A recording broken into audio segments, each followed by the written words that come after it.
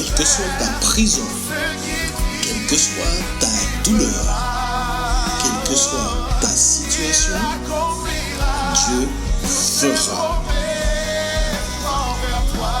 L'Alliance des évangélistes et ses invités vous propose désormais un nouveau rendez-vous avec la parole de Dieu sur KMT Télévision. Alléluia. On a dit un bel bonjour toute mamaille, tout ça qui est bien branché, qui est connecté. Télévision KMT, je salue au nom de Jésus-Christ de Nazareth. Nous avons émission, nous, vous êtes fidèles à l'émission là, quel que soit Dieu fera, et puis l'Alliance des évangélistes. Vraiment que Dieu, en disant toute grâce, continuez, fortifiez-nous, continuez, faites-nous du bien, et continuez bénir la Martinique et la Caraïbe, tout autour, en nom de Jésus-Christ de Nazareth. Nous allons prier, et puis après, nous allons encourager nous. Papa, nous allons dire merci, je dis merci bon matin, merci pour ça vous fait, nous merci pour la vie que vous avez en Jésus-Christ, et nous les vraiment déposer moment là, déposer émission là, l'Alliance des évangélistes, quel que soit Dieu fera, déposer en main, mando que Saint-Esprit ou prend direction toute bagaille, nous avons béni les téléspectateurs, tout ça qui regarde l'émission là, tout ça qui dans le besoin, tout ça qui faim, tout ça qui soif parole là, tout ça qui en difficulté et qui besoin, papa vraiment sorti en ça et à d'autres qui les avancé, progresser, nous avons prié pour que vraiment Saint-Esprit ou convaincre ça qui vous est convaincu, que Saint-Esprit a encouragé, ça qui est malade, que Paolo a porté solution, guérison, et ça qui pas connaît tout, que tout simplement, que il a passé par une vraie repentance, en nom de Jésus que nous prions. Amen. Voilà, chers amis, nous voulons ce matin, aujourd'hui, parler de, en fait, dire qu'il n'y a pas de croissance sans souffrance. Le thème, c'est qu'il n'y a pas de croissance sans souffrance. Ça veut dire que, quel que soit le domaine qu'on va prendre, que ça soit un domaine séculier, que ça soit dans le domaine spirituel, ça peut être un domaine sportif ou autre, si il n'y a pas de souffrance, s'il n'y a pas de sacrifice, il n'y aura pas de croissance, il n'y aura pas de bons résultats.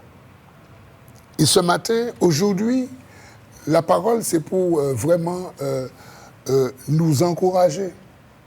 Encourager ceux et celles qui veulent réussir, qui veulent aller plus loin dans le Seigneur, et ça c'est très important. Alors, ce qu'on va faire, le premier verset que je voudrais voir avec vous, c'est dans 1 Corinthiens, le chapitre 11, et le verset 1er. Écoutez ce qu'il est dit, soyez mes imitateurs comme je le suis moi-même de Christ. Ça c'est l'apôtre Paul qui t'a demandé les mamaïla, les églises de Corinthe.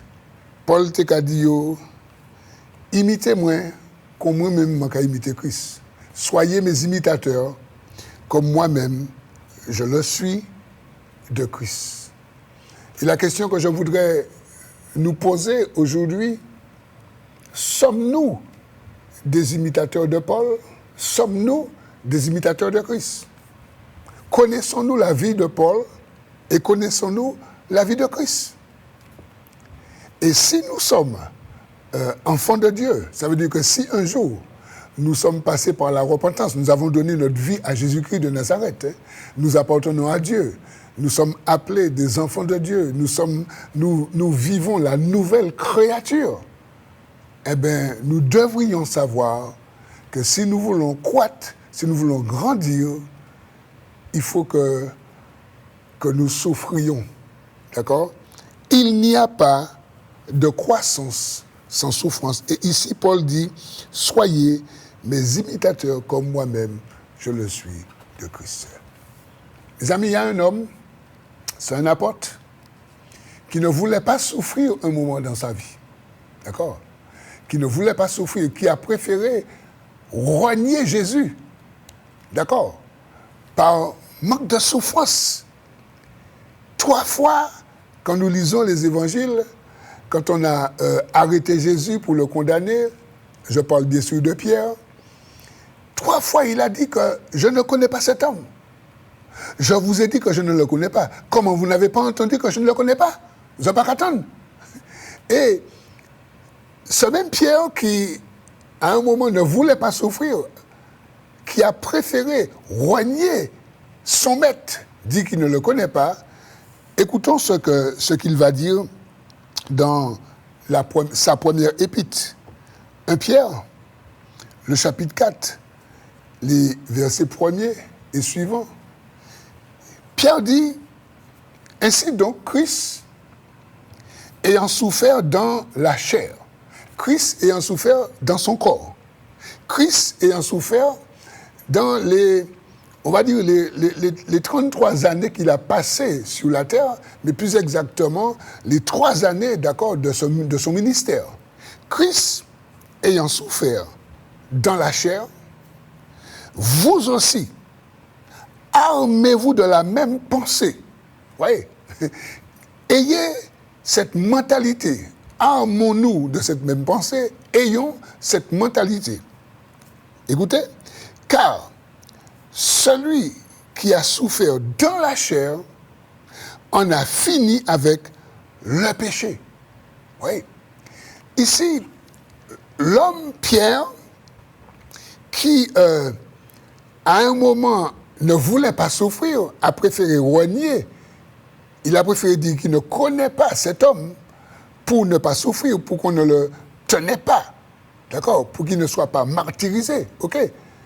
Ici, il dit, ainsi donc, Christ ayant souffert dans la chair, vous aussi armez-vous de la même pensée, car celui qui a souffert dans la chair en a fini avec le péché, afin de vivre non plus selon les convoitises des hommes, mais selon la volonté de Dieu, pendant le temps qu'il lui reste à vivre dans la chair, qui veut dire dans son corps, dans cette vie, dans son pèlerinage. Voilà, mes amis, il n'y a pas de croissance sans souffrance. Il y a quelqu'un aujourd'hui qui regarde cette émission. Je voudrais te dire, cher ami, si tu veux grandir avec le Seigneur, il faut que tu saches que tu vas passer par la souffrance. Et cela que tu le veuilles ou non, tu vas passer par la souffrance. Lorsque nous regardons, mes amis, dans le monde séculier, les gens sont prêts à souffrir. Les gens sont d'accord pour se faire du mal. Les gens sont d'accord pour s'abstenir de plein de choses pour arriver, pour avoir un diplôme, pour être un champion, pour décrocher la médaille, pour avoir la coupe, pour avoir la couronne, d'accord? Pour les choses d'ici-bas, pour des choses qui sont éphémères, pour des choses qui vont disparaître, oui. Pour des choses qui vont disparaître, les gens préfèrent ou choisissent de souffrir, d'accord, pour les choses du monde, mais quand il s'agit des choses du royaume de Dieu, les gens ne sont pas, ils sont un peu patraques, ils sont un peu nonchalants, d'accord, pour accepter la mentalité de souffrir pour Christ. Je sais que ce message aujourd'hui peut-être n'intéresse pas beaucoup de personnes, parce que vous savez, vous avez des personnes qui changent de religion. Vous sortez dans telle religion pour entrer dans une autre religion. Et puis, pour vous, voilà, vous êtes là, ici c'est bien, on chante bien, il y a la louange, les messages sont bien, d'accord? Mais vous, est-ce qu'il y a du changement?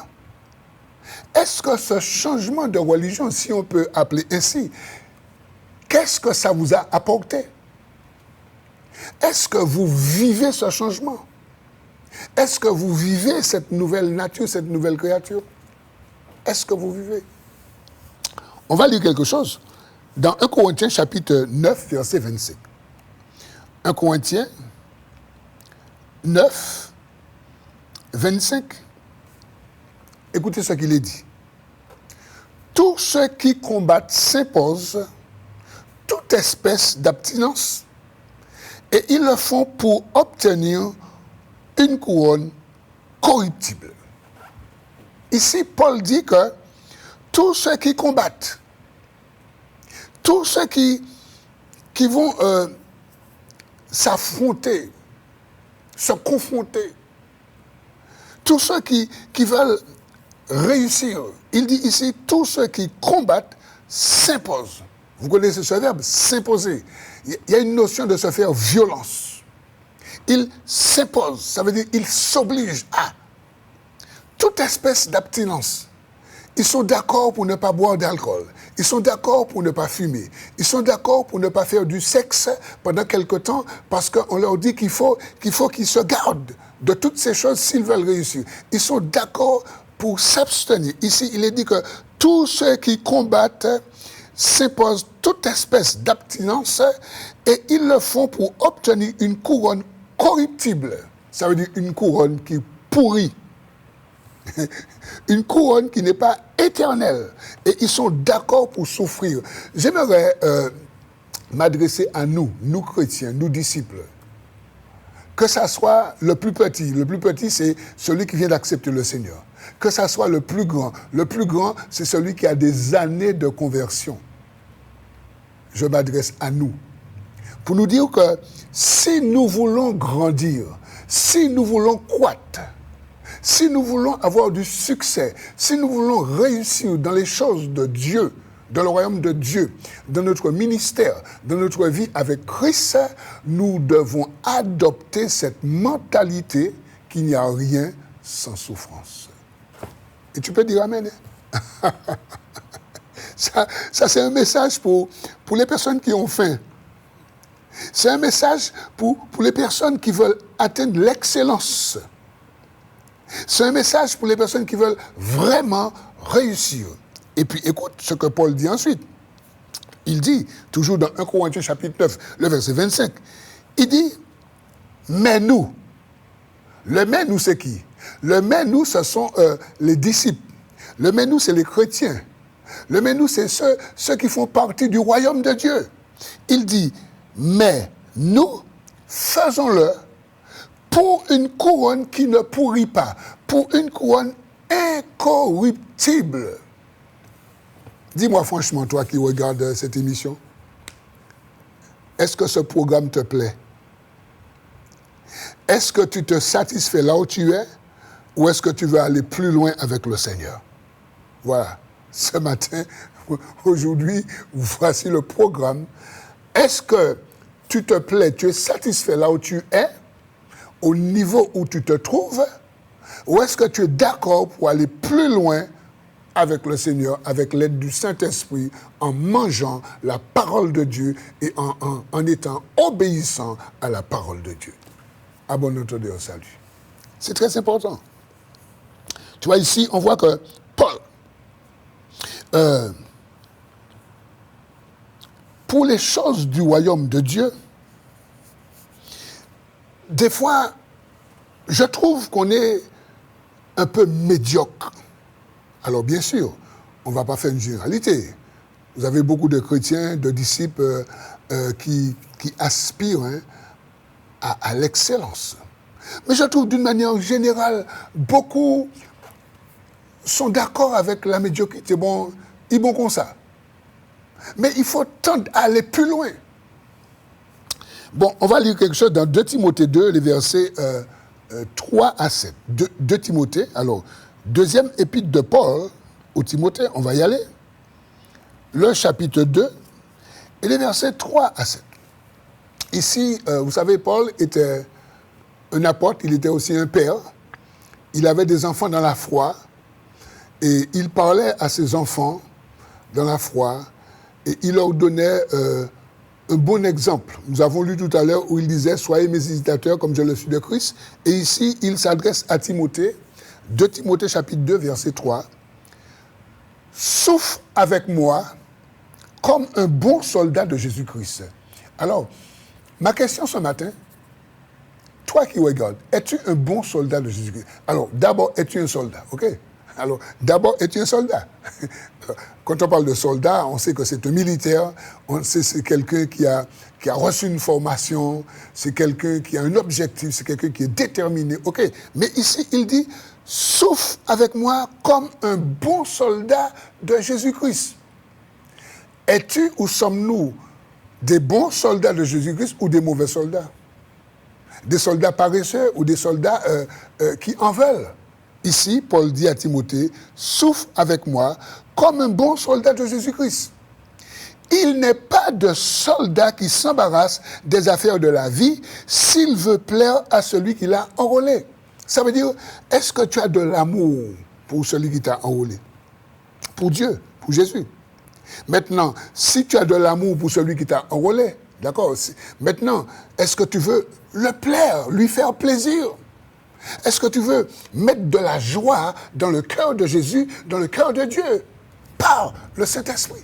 Tu vois, ici, il dit, il n'est pas de soldat qui s'embarrasse des affaires de la vie s'il veut plaire à celui qui l'a enrôlé.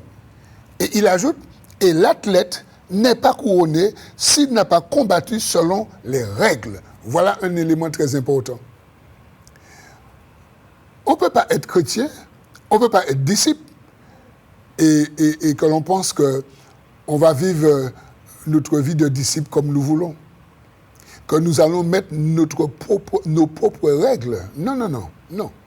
Ici, Paul dit que et l'athlète n'est pas couronné s'il n'a pas combattu selon les règles. Il y a des règles. Il y a des règles. Et ici, si on veut réussir, si on veut atteindre l'excellence, il y a la vie de prière. Il y a de temps en temps le jeûne. Il y a la lecture, l'étude et la méditation de la parole de Dieu. Il y a le service pour Christ. Il y a la discipline. Mais oui, toutes ces choses font partie. Et toutes ces choses, on le fait avec joie, sans contrainte. C'est ça. Est-ce que tu veux de ce programme? Et puis, il dit au verset 6, toujours 2 Timothée chapitre 2, verset 6, il faut que le laboureur travaille avant de recueillir les fruits. Mais bien sûr,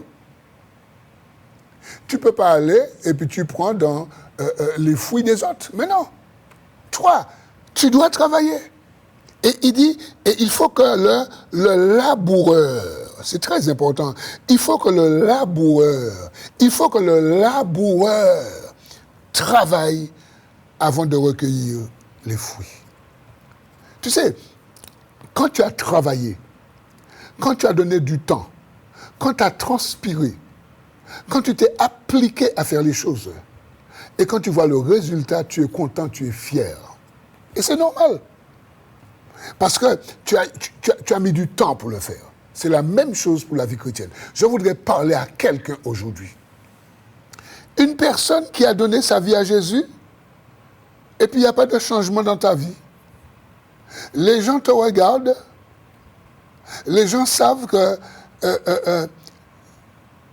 tu t'es repenti, tu dis que tu es converti, mais quand les gens te regardent, il n'y a pas de changement. Mon ami, il y a un problème. Le langage que tu tenais, tu tiens toujours le même langage. Un vocabulaire des fois grossier, injurieux. Tu sais, là aujourd'hui, ce matin, le Seigneur veut bousculer quelqu'un. Il veut te dire que si tu veux croître, si tu veux grandir, si tu veux commencer à atteindre l'excellence, il faut que tu aies la mentalité de souffrir pour Christ. On ne t'a pas dit de te tuer. On ne t'a pas dit de te suicider. On ne t'a pas dit de te donner des coups. C'est pas ça. Mais la mentalité de souffrir pour Christ, d'accord, c'est, tu sais, il y a des choses que quand tu étais dans le monde que tu faisais facilement, d'accord. Peut-être que tu volais, peut-être que tu parlais, tu babillais, tu parlais mal, tu mentais, tu faisais des choses parce que c'était ta nature. Aujourd'hui, tu es une nouvelle créature, tu es un enfant de Dieu. Et tu vois, il y a des choses que tu faisais, que tu les fais encore. C'est-à-dire que tu n'as pas encore commencé à souffrir. Tu n'as pas encore compris, il faut que tu souffres. Il faut que... il y a des choses que tu ne dois plus faire, mais il faut que tu saches que tu as déjà en toi les ingrédients, le Saint-Esprit. Tu as déjà tout en toi pour réussir, pour grandir. D'accord? Mais il faut que tu y mettes du sien, d'accord? Il faut que tu sois d'accord, d'accord? Il faut que quand tu lis la parole de Dieu, et quand tu vois que le Seigneur te dit telle chose, d'accord? Tu lis la parole, d'accord? Tu as le Saint-Esprit, parce que tu as donné ta vie à Jésus. Mais après, est-ce que ce que tu lis, est-ce que tu veux l'appliquer? Oui, eh bien, commence à te faire violence. Ouais. Commence à prier dessus. Commence à proclamer, à déclarer. C'est ça, mon ami. C'est très important. Commence à je prends un exemple qui est très simple. Quelqu'un qui, dans le monde, tu fumais, ok? Dans le monde, tu fumais. La cigarette, tant de cigarettes par jour. Aujourd'hui, tu es en Christ. Aujourd'hui, tu as donné ta vie à Jésus-Christ. On est d'accord? Ça veut dire que... Alors, on va lire quelque chose pour que tu puisses bien comprendre.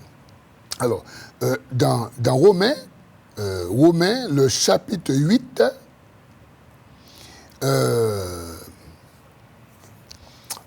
au verset 15 et 16. La Bible dit ici, à partir du verset 14, Romains 8, 14 à 16. Car tous ceux qui sont conduits par l'Esprit de Dieu sont fils de Dieu. Et vous n'avez point reçu un esprit de servitude pour être encore dans la crainte, mais vous avez reçu un esprit d'adoption par lequel nous crions « Papa, Abba Père ». Ok? Nous sommes devenus des enfants légitimes. Ok? Grâce à Christ, parce que nous avons donné notre vie à Jésus. Mais écoutez le verset 16. L'Esprit lui-même rend témoignage à notre esprit que nous sommes des enfants de Dieu. Oui, ça veut dire que l'Esprit rend témoignage à notre esprit que nous sommes enfants de Dieu. Ça veut dire que si nous sommes enfants de Dieu, nous avons l'Esprit de Dieu. Alors je disais tout à l'heure, lorsque nous lisons quelque chose que la Bible nous commande, nous demande, d'accord, par exemple celui qui fumait auparavant et qui est maintenant, il est en Christ. Il a accepté l'évangile, il a accepté Jésus, il est dans le Seigneur. Et il sent encore l'envie de fumer. Aujourd'hui, comme tu as changé de statut, tu as changé de maître, tu as changé de direction, d'accord? Tu as en toi les ingrédients, tu as le Saint-Esprit, tu as en toi la capacité. Il faut prendre cette capacité, il faut prier, il faut renoncer à l'esprit de la cigarette, il faut renoncer à l'envie de fumer. C'est ça en fait. Il faut se faire violence. Préfère de souffrir. Mon ami, je voudrais te dire, c'est possible que tu souffres. Préfère de souffrir en ne fumant pas et en même temps en priant contre l'envie de fumer. Au lieu à chaque fois, d'accord, de prendre ton argent, tu achètes un paquet de cigarettes, ok, et pourtant, l'argent que Dieu te donne, tu achètes un paquet de cigarettes qui c'est marqué « fumais-tu ». Tu es un enfant de Dieu, c'est marqué « fumais-tu », tu continues à fumer, tu te tues, ok? Et tu as le Saint-Esprit, tu dis que tu es repenti, tu as Christ.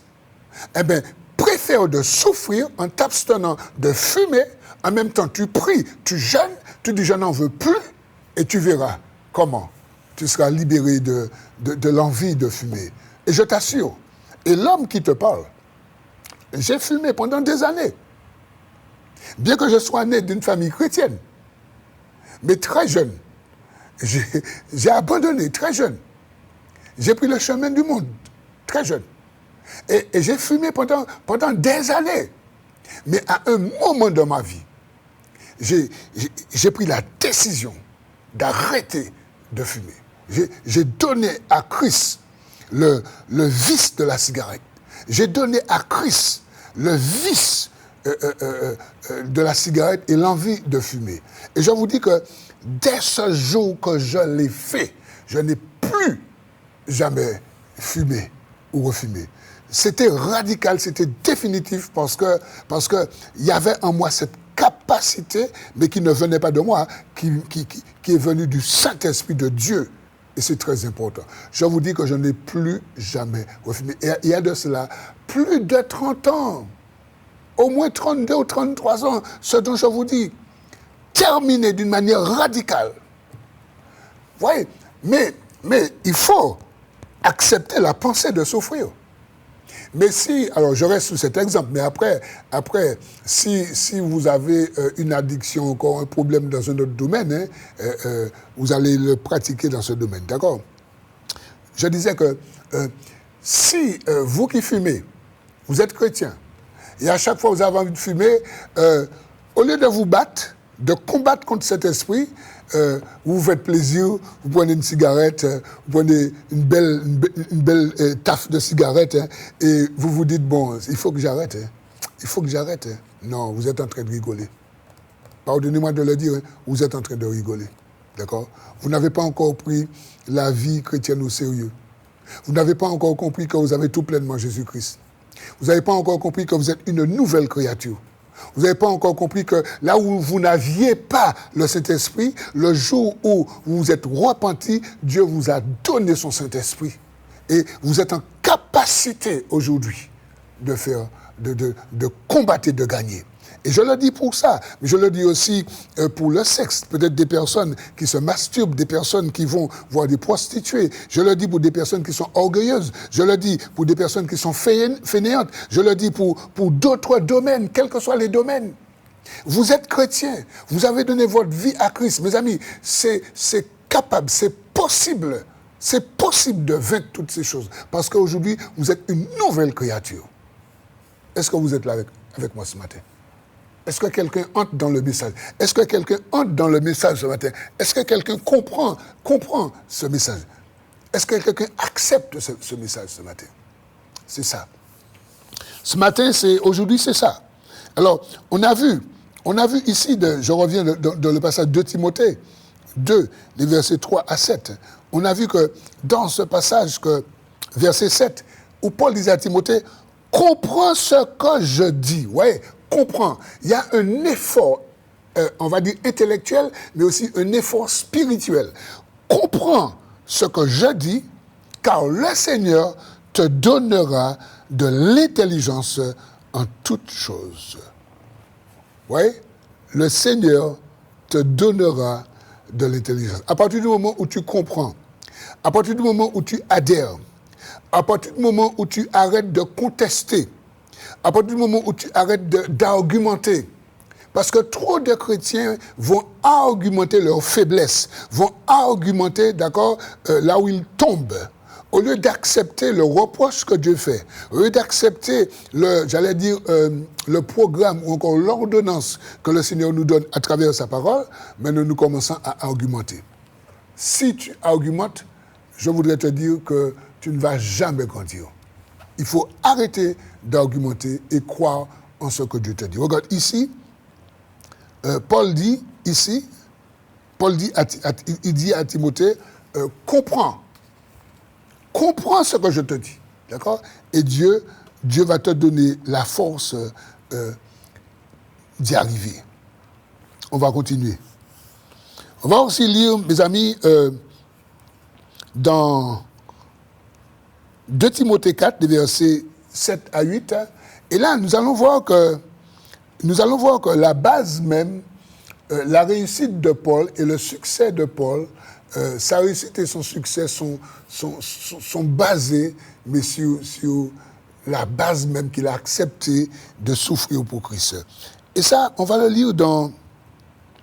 Alors, le temps que je trouve, et ça, on va le lire dans 2 Timothée 4, Alors, 2 Timothée, le chapitre 4, et les versets 7 à 8. Alors, 2 Timothée, voilà. 2 Timothée 4, les versets 7 à 8. Écoutons ce que dit Paul, verset 7. Ici, il dit, « J'ai combattu le bon combat, j'ai achevé la course, j'ai gardé la foi, désormais la couronne, ok? La couronne de justice m'est réservée.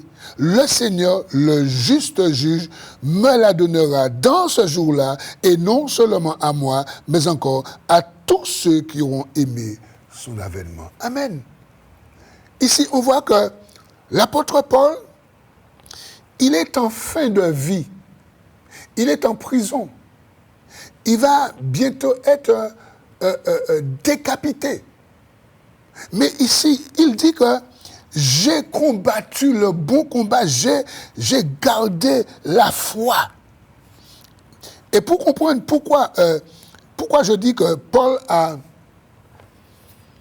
sa réussite, son succès, toutes ces choses étaient basées sur le fait qu'il a accepté de souffrir pour Christ. On va lire dans Acte 9, les versets 13 à 19, Acte chapitre 9, les versets 13 à 19. Écoutons ce que le Seigneur dit. Alors, Ananias, le Seigneur a demandé à Ananias d'aller voir Saul, qui venait d'être... il avait été rendu aveugle, il avait été arrêté sur le chemin de Damas, mais Jésus lui dit, va le voir. Alors, verset 12. « Car il prit et il a vu en vision un homme du nom d'Ananias qui entrait et qui lui imposait les mains afin qu'il recouvrât la vue. Ananias répondit, verset 13, « Seigneur, j'ai appris de plusieurs personnes tout le mal que cet homme a fait à tes saints dans Jérusalem. » Ouais. Ananias avait entendu que Paul était un brigand. Paul arrêtait les gens qui avaient la foi en Christ. Verset 14. « Et il a ici des pouvoirs de la part des principaux sacrificateurs pour lier tous ceux qui invoquent ton nom. » Mais le Seigneur lui dit, écoutons ce que Jésus répond à Ananias. Mais le Seigneur lui dit, va, car cet homme est un instrument que j'ai choisi pour porter mon nom devant les nations, devant les rois et devant les fils d'Israël. Et je lui montrerai tout ce qu'il doit souffrir pour mon nom. Vous voyez, ici, Jésus dit à Ananias, ne t'inquiète pas que cet homme avait des mandats pour arrêter les chrétiens de Jérusalem. Mais moi, Jésus, je te dis que cet homme, d'accord, je l'ai choisi pour qu'il soit un puissant instrument entre mes mains. Mais écoutez, et je lui montrerai tout ce qu'il doit souffrir pour mon nom. Paul a été un grand apôtre. Paul a eu beaucoup de succès. Paul dit, j'ai combattu le bon combat, j'ai gardé la foi. Désormais, la couronne de justice m'est réservée. Pourquoi? Parce que Jésus avait dit à Paul, je vais te montrer ce que tu auras à souffrir pour mon nom. Et Paul a accepté de souffrir pour le nom de Jésus. Verset 17. Ananias sortit et lorsqu'il fut arrivé dans la maison, il imposa les mains à Saul en disant, Saul, mon frère, le Seigneur Jésus qui t'est apparu sur le chemin par lequel tu venais, et il est dit, écoutez bien, m'a envoyé pour que tu recouvres la vue et que tu sois rempli du Saint-Esprit. Au même instant, il tomba de ses yeux comme des écailles et il recouvra la vue. Il se leva et fut baptisé. Verset 19. Et après qu'il eut pris de la nourriture, les forces lui revinrent. Saul resta quelques jours avec les disciples qui étaient à Damas, etc., etc., etc. Mes amis, est-ce que nous sommes là? Est-ce que cette parole nous touche, vous touche? Est-ce que vous comprenez le thème?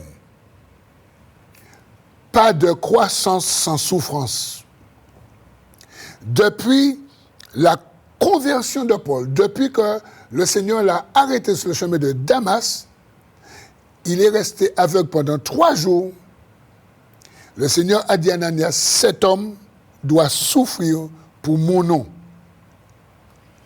Et lorsque nous lisons Paul, sa connaissance, son investissement, sa consécration, sa sanctification, les miracles qu'il a fait, l'enseignement qu'il a apporté, les prodiges qu'il a fait, mais sa souffrance pour Christ, nous comprenons tout de suite qu'il n'y a pas de croissance sans souffrance.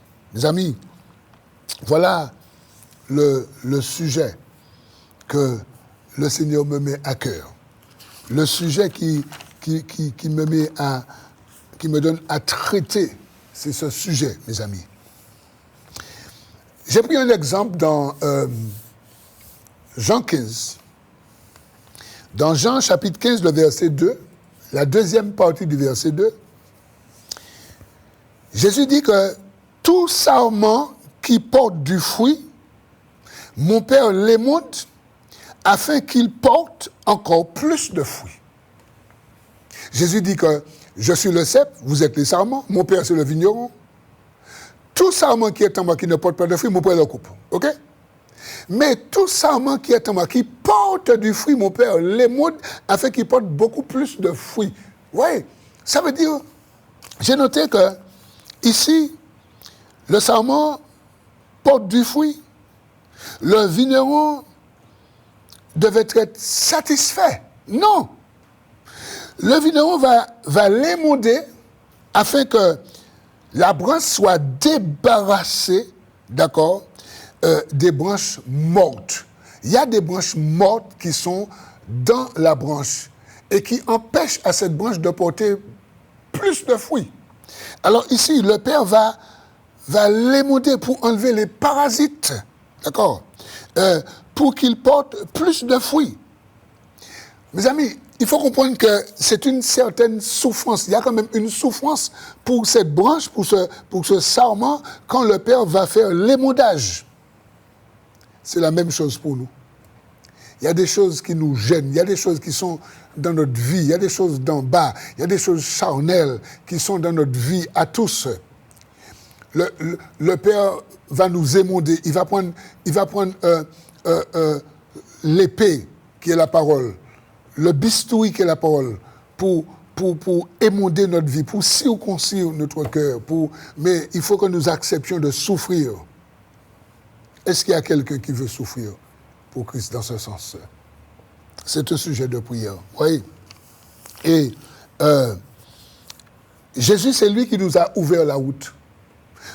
On va lire dans 1 Pierre, chapitre 3, les versets 15 à 18. 1 Pierre. Alors, première épître de Pierre. 1 Pierre, le chapitre 3. Et on va lire les versets 15 à 18. Merci Seigneur.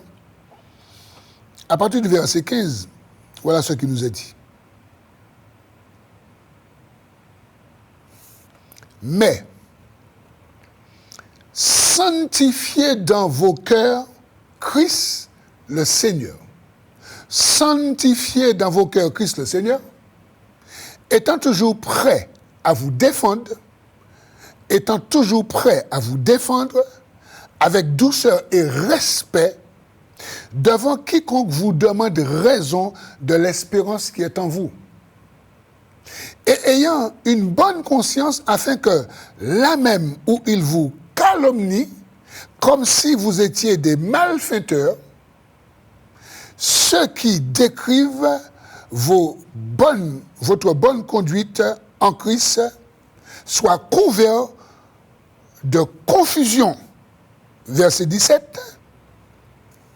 Verset 17, soit couvert de confusion, car il vaut mieux souffrir si telle est la volonté de Dieu en faisant ce qui est bien. Mes amis, il est dit car il vaut mieux souffrir si telle est la volonté de Dieu en faisant ce qui est bien qu'en faisant ce qui est mal. Vous voyez, ici, on voit que l'apôtre Pierre, et il va nous montrer que Christ nous a ouvert le chemin. Regarde ce qu'il dit au verset 18. Christ aussi a souffert une fois pour les péchés, lui juste pour les injustes, nous qui étions des injustes, d'accord? Afin de nous amener à Dieu, ayant été mis à mort quant à la chair, mais ayant été rendu vivant quant à l'esprit. Amen. Est-ce que nous sommes là? Oui. Ici, Pierre dit que Christ a ouvert le chemin. Christ a accepté de souffrir une fois pour toutes pour le péché. Et en le faisant, lui qui est juste, il a fait pour nous qui étions des injustes.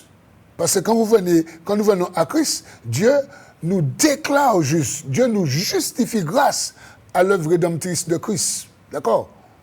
Et c'est ça. Mais le Seigneur a ouvert le chemin, le Seigneur a choisi de souffrir pour nous. Et tous ceux qui viennent à Christ doivent comprendre qu'ils ont à souffrir.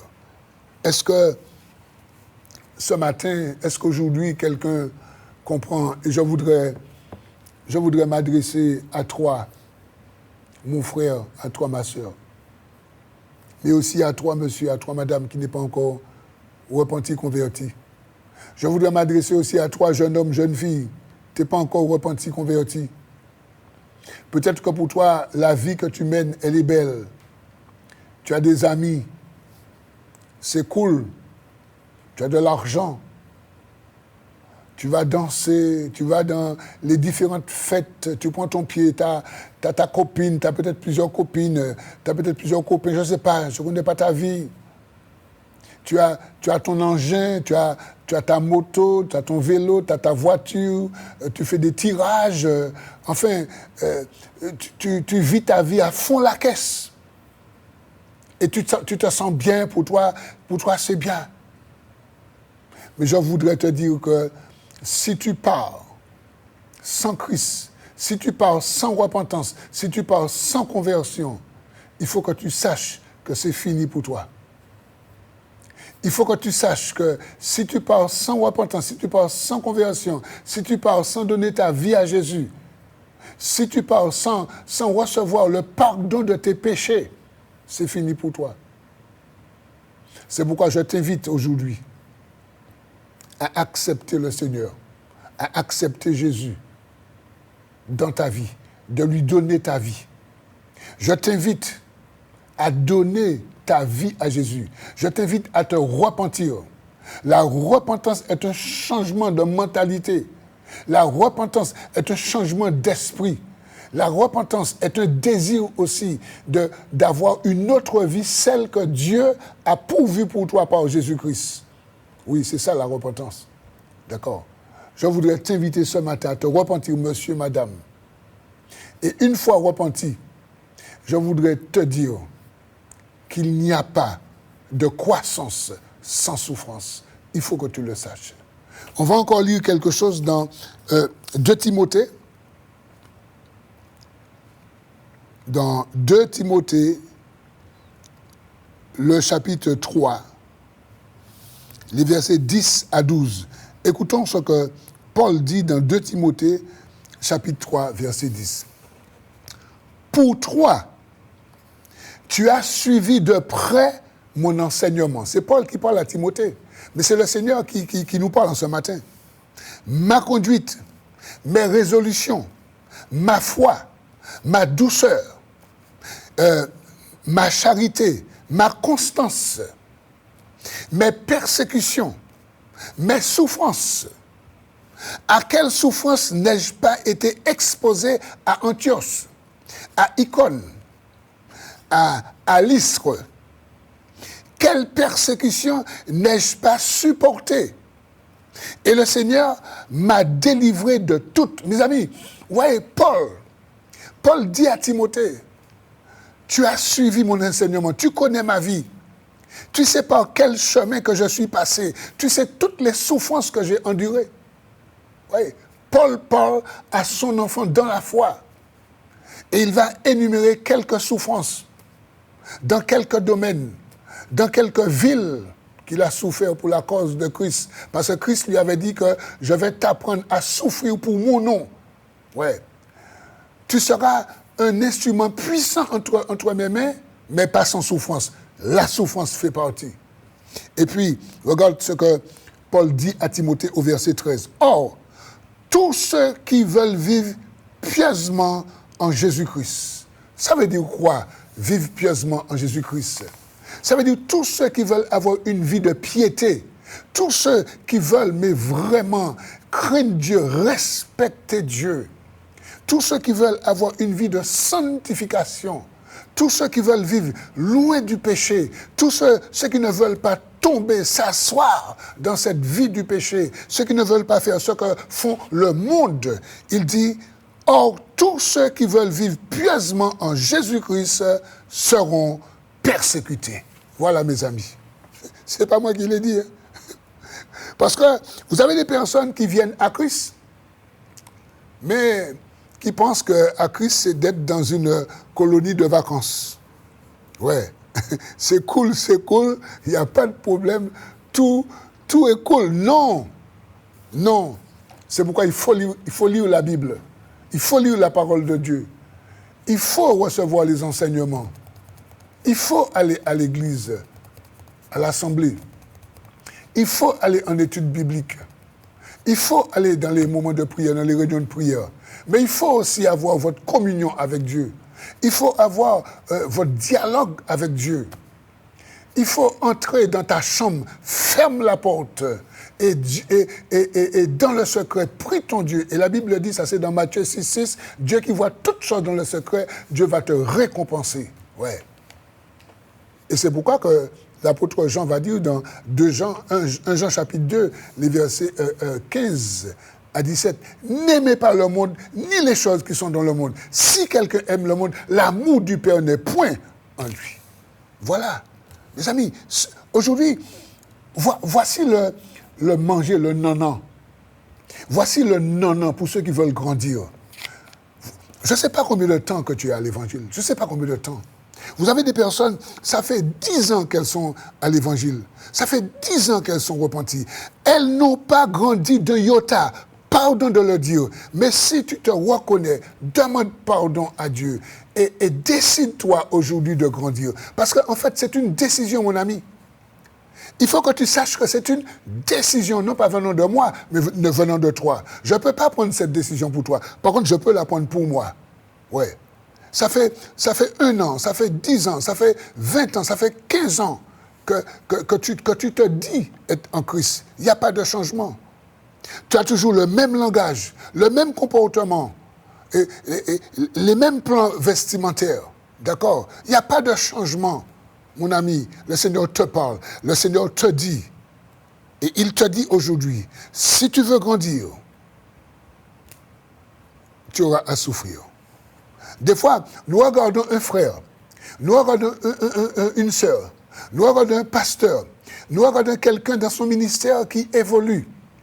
Et nous jalousons cette personne, nous envions cette personne.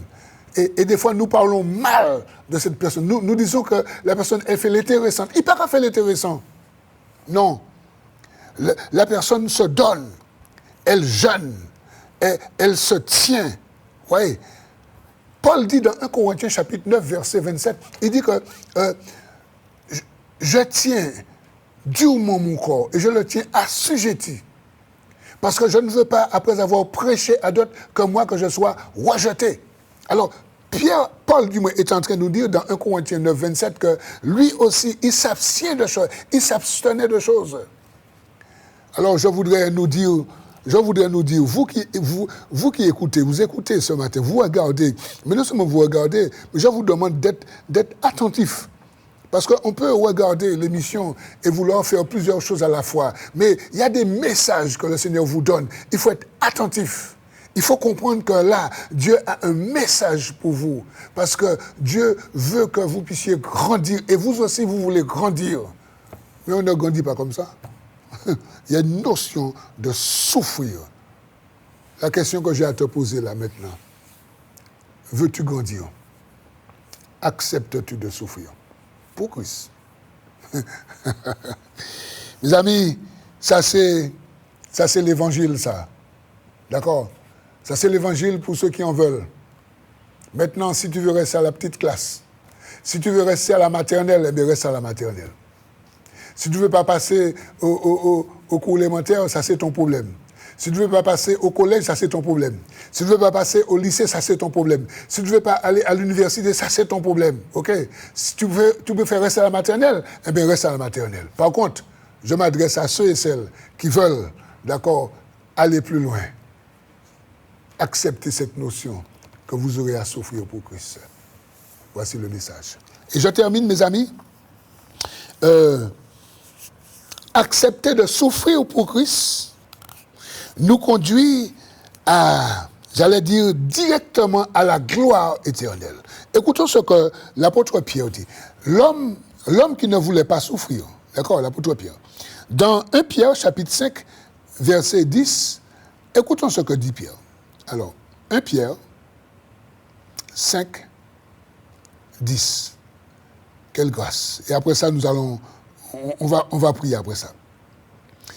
Alors, il dit, le Dieu de toute grâce, 1 Pierre 5, 10, qui vous a appelé en Jésus-Christ à sa gloire éternelle, après que vous aurez souffert un peu de temps, vous perfectionnera lui-même, vous affermira, vous fortifiera, vous rendra inébranlable, à lui soit la puissance au siècle des siècles. Quelle grâce! Le Dieu de paix, le Seigneur, qui nous a appelés à sa gloire éternelle, après que nous aurons souffert un peu de temps. Il y a la vie éternelle pour nous, il y a la félicité, il y a la présence de Jésus, être avec Jésus éternellement, mes amis. Je voudrais que quelqu'un entre dans ce message en ce matin. Et c'est pourquoi que Jean va dire dans son épître, bien-aimés, voyez quel amour le Père nous a témoigné pour que nous soyons enfants de Dieu, et nous le sommes. Et si le monde ne nous connaît pas, c'est que le monde n'a pas connu. Il dit, bien-aimés, nous sommes maintenant enfants de Dieu. Mais ce que nous serons n'a pas encore été manifesté. Mais nous savons. Ça veut dire que c'est quelque chose que nous savons. Mais nous savons que lorsque cela sera manifesté, eh bien, nous serons semblables à lui, car nous le verrons tel qu'il est.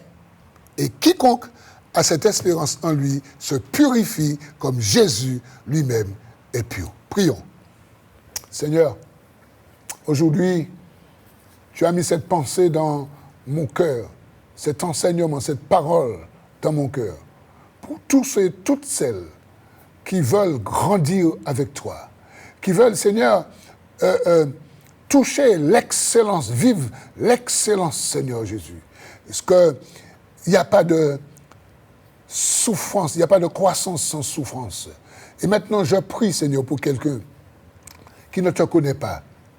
Je prie pour cette âme, afin qu'elle décide de venir à toi, afin qu'elle décide de se repentir, afin qu'elle décide, Seigneur, mais vraiment d'abandonner ses péchés, parce que c'est pour cela que tu es mort. Je prie, Seigneur, pour un chrétien, Seigneur, qui a une vie médiocre, Seigneur. Je prie pour que ce chrétien, Seigneur, désire et décide de désirer l'excellence et d'accepter, Seigneur, de souffrir, Seigneur, pour la bonne cause, Seigneur. Je prie, Seigneur, pour que cette personne qui a suivi, Seigneur, cette émission, Seigneur, qu'elle soit d'accord pour passer à un autre niveau avec toi. Maintenant, Seigneur, puisses-tu bénir cette personne dans le nom de Jésus-Christ de Nazareth. Puisses-tu la fortifier comme nous l'avons vu dans 1 Pierre, le chapitre 5 et le verset 10. Et je te remercie pour toutes ces choses au nom de Jésus. Amen. Mes amis, si cette parole vous a touché et si vraiment vous voulez aller plus loin avec le Seigneur, vous avez un numéro qui s'affiche là. C'est le 06 96 89 52 58. C'est mon numéro. Vous pouvez m'appeler ou encore appeler les autres serviteurs qui passent chaque jour. L'Alliance des évangélistes, vous avez une équipe différente qui passe, des frères, qui passent, des sœurs, qui passent, des personnes qui témoignent de la gloire de Dieu. Mais c'est toujours pour l'avancement du royaume. Que le Seigneur vous bénisse, d'accord? Vraiment, que le Seigneur vous bénisse et moi-même je vous bénis au nom de Jésus. Allez, bye bye. Quelle que soit ta prison, quelle que soit ta douleur, quelle que soit ta situation, Dieu fera. L'Alliance des évangélistes et ses invités vous propose désormais un nouveau rendez-vous avec la parole de Dieu sur KMT Télévision.